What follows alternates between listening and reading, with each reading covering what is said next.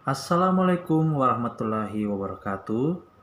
Saya Mariano, kelas TI 61 STIMIK Akba, ingin mempresentasikan atau menjelaskan dari tugas robotika.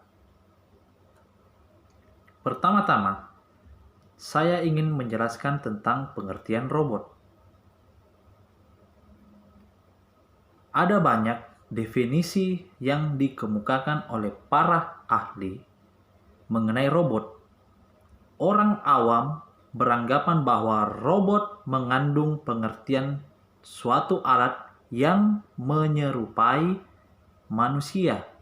Namun, struktur robot atau tubuhnya tidak menyerupai manusia, melainkan terbuat dari logam. Beberapa ahli robotika berupaya memberikan beberapa definisi. Antara lain, 1. Robot adalah manipulator yang dapat diprogram ulang untuk memindahkan tool, material, atau peralatan tertentu dengan berbagai program pergerakan untuk berbagi tugas atau berbagai tugas, dan juga mengendalikan serta mensinkronkan peralatan dengan pekerjaannya oleh Robot Institute of America. Kedua, robot adalah sebuah sistem mekanik yang mempunyai fungsi gerak analog untuk fungsi gerak organisme hidup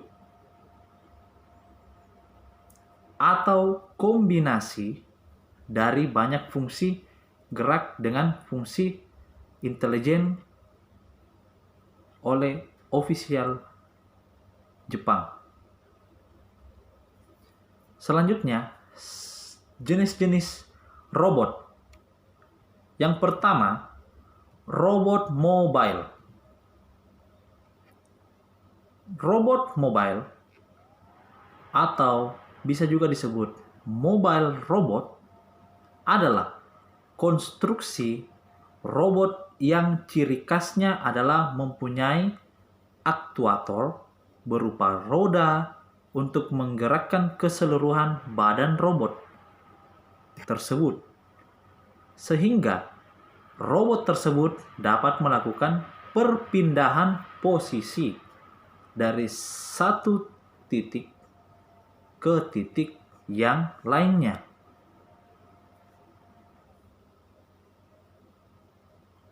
Robot mobil ini sangat disukai bagi orang yang mulai mempelajari robot. Hal ini karena membuat robot mobil tidak memerlukan kerja fisik yang berat.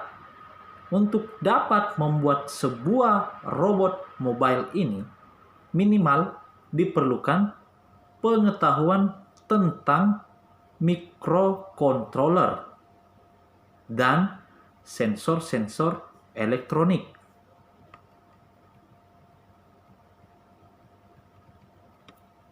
Basic robot mobile dapat dengan mudah dibuat dengan menggunakan plywood atau triplek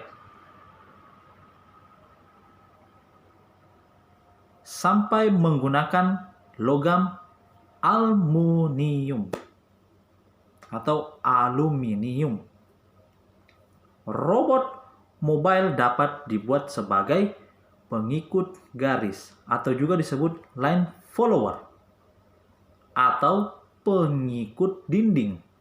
Bisa juga disebut wall follower ataupun pengikut cahaya. Pengembangan yang dilakukan oleh beberapa anak bangsa, bahkan anak SMA pun telah mencoba untuk mengembangkan robot mobile untuk beberapa fungsi. Di antaranya ada robot line follower, maze solving, dan beberapa bentuk lain.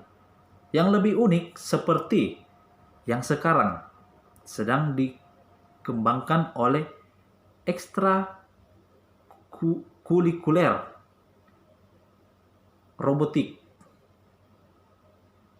dan beberapa perlombaan pun diadakan untuk menguji sejauh mana anak-anak mampu untuk mendalami ilmu robotika. Lalu, robot jaringan. Robot jaringan adalah pendekatan baru untuk melakukan kontrol robot menggunakan jaringan internet dengan protokol TCP/IP. Perkembangan robot jaringan dipicu oleh kemajuan jaringan dan internet yang pesat. Dengan koneksi jaringan, proses kontrol dan monitoringnya, termasuk akuisisi data bila ada, seluruhnya dilakukan melalui jaringan.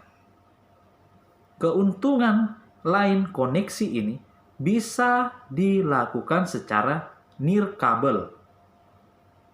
Pengendalian dari robot jaringan ini bisa langsung dengan internet yang saling berhubungan antara robot perangkat keras yang terhubung dengan media internet.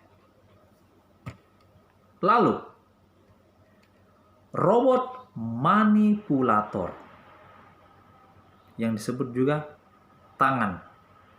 Di Indonesia, pengembang robot jaringan belum banyak meski pengembang dan komunitas robot secara umum sudah banyak. Hal ini disebabkan tuntutan teknis yang jauh lebih kompleks. Salah satu robot jaringan yang sudah berhasil dikembangkan adalah LiPi Wireless Robot atau disingkat LWR, yang dikembangkan oleh grup fisika teoretik dan komputasi GFTK LIPI. Seperti ditunjukkan di LWR, seluruh proses kontrol monitoring bisa dilakukan melalui perambah internet. Lebih jauh, seluruh sistem dan protokol yang dikembangkan untuk LWR ini telah dibuka sebagai open source dengan lisensi GNU Public Lisensi atau disingkat GPL. Robot ini hanya memiliki satu tangan, seperti tangan manusia, yang fungsinya untuk memegang atau memindahkan sebuah barang. Contoh, robot ini adalah robot las di industri mobil dan robot merakit elektronik dan lain-lain. Lalu, yang ketiga, robot humanoid. Robot humanoid adalah robot yang penampilan keseluruhannya dibentuk berdasarkan tubuh manusia, mampu melakukan interaksi dengan peralatan maupun di lingkungan yang dibuat untuk manusia. Secara umum, robot humanoid memiliki tubuh dengan kepala, 2 buah lengan, dan 2 kaki. Meskipun ada pula beberapa bentuk robot humanoid yang hanya berupa sebagian dari tubuh manusia, misalnya dari pinggang atas, dan beberapa robot humanoid juga memiliki wajah lengkap dengan mata, mulut. Android merupakan robot humanoid yang dibangun untuk secara estetika menyerupai manusia.